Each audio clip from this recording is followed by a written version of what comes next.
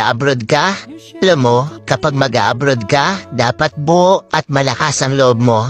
Dahil kung hindi rin dang buo at malakas ang loob mo, huwag mo nang ipagpatuloy pa. Kapag nang ibang bansa ka, dapat kaya mong lahat dahil marami kang kalaban doon sa pupuntahan mo. Nariyan ang lungkot dahil mapapalayo ka sa pamilya mo.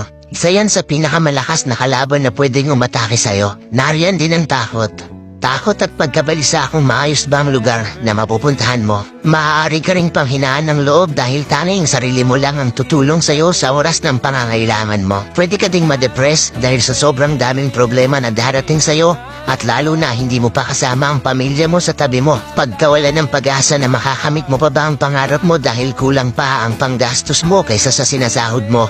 At marami pang iba. Ilan lang yan sa maaari mong maranasan kapag nang ibang bansa ka. Pero dapat kapag nag-abroad ka, kaya mong magtiis at magsakripisyo para sa pamaharap